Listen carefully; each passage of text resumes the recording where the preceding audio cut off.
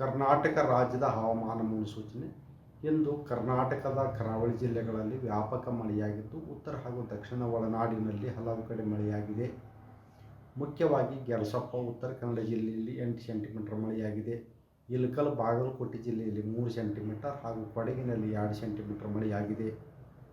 ಈಗಿರುವ ಹವಾಮಾನದ ಸ್ಥಿತಿ ಏನೆಂದರೆ, ಸರ್ಕ್ಯುಲೇಷನ್ ಪೂರ್ವ ಬಂಗಾಳ ಉಪಸಾಗರದಲ್ಲಿ ಇದ್ದು ಅದು 3.1 ಮತ್ತು 5.8 ಕಿಲೋಮೀಟರ್ ಎತ್ತರದಲ್ಲಿ ಇದೆ.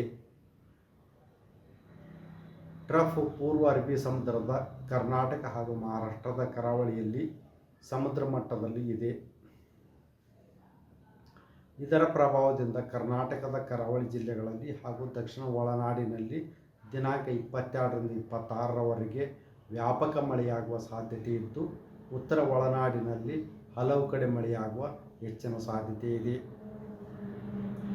ಉತ್ತರ ಕನ್ನಡ, ಉಡುಪಿ, ದಕ್ಷಿಣ ಕನ್ನಡ, ಶಿವಮೊಗ್ಗ, ಚಿಕ್ಕಮಗಳೂರು, ಹಾಸನ ಹಾಗೂ ಕೊಡಗು ಜಿಲ್ಲೆಗಳ ಕೆಲವು ಕಡೆ ದಿನಾಂಕ 22ರಿಂದ 25ರವರೆಗೆ ಅತಿ ಭಾರಿ ಹಾಗೂ ಅತ್ಯಂತ ಭಾರಿ ಮಳೆಯಾಗುವ ಸಾಧ್ಯತೆ ಇದ್ದು, ರೆಡ್ ಅಲರ್ಟನ್ನು ಘೋಷಿಸಲಾಗಿದೆ.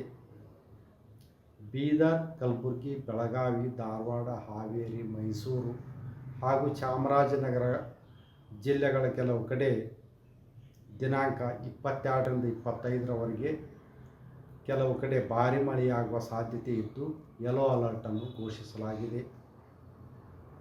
ಮಳೆಯ ಜೊತೆಗೆ ಗುಡುಗು ಹಾಗೂ ಮಿಂಚು ಇರುವ ಸಾಧ್ಯತೆ ಇದ್ದು, ಗಾಳಿಯ ವೇಗ ಪ್ರತಿ ಗಂಟೆಗೆ 40ರಿಂದ 50 ಕಿಲೋಮೀಟರ್ ಇರುವ ಹೆಚ್ಚಿನ ಸಾಧ್ಯತೆ ಇದೆ.